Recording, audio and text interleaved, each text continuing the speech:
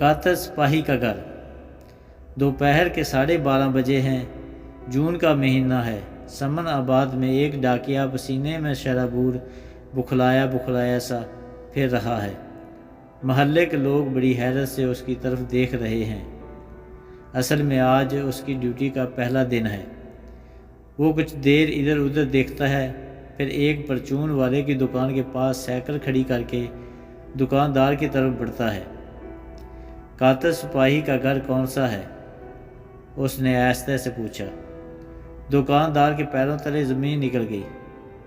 उसकी आंखें खौफ से उबल पड़ी। कौन कातर सिपाही? मुझे क्या पता। उसने जल्दी से दुकान का शटर गिरा दिया। डाकिया फिर परेशान हो गया। उसने बहुत कोशिश की कि किसी तरीके से कातर सिपाही का पता चल जाए, लेकिन जो कोई भी उसकी बात सुनता चुपके से खिसक जाता। डाकिया नया था, ना जान ना पहचान, और ऊपर से कातर सिपाही के नाम की रजिस्ट्री। आखिर वो करे तो क्या करे, कहाँ से ढूंढे कातर सिपाही को। उसने फिर नाम पढ़ा। नाम अगरचे इंग्लिश में था, लेकिन आखिर वो भी मिडिल पास था। थोड़ी बहुत इंग्लिश समझ सकता था। बड़े वाज़े अल्फाज में कातर सिपाही गालिब स्ट्रीट समनाबाद लिखा हुआ था। 2 घंटे तक गलियों की खाक छानने के बाद वो हाँफने लगा।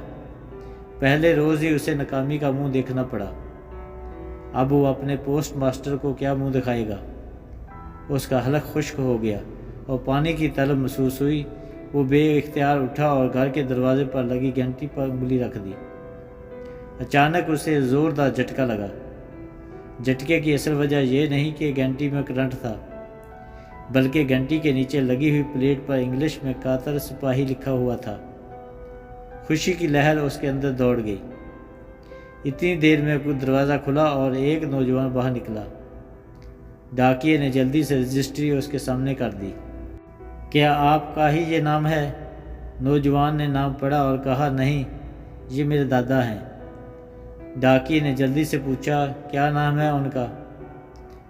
नौजवान ने बड़े इत्मीनान से कहा, कातिर शफाई। Thanks for watching and. Video अच्छी लगे तो मेरे चैनल को सब्सक्राइब ज़रूर करना और वीडियो को शेयर ज़रूर करना।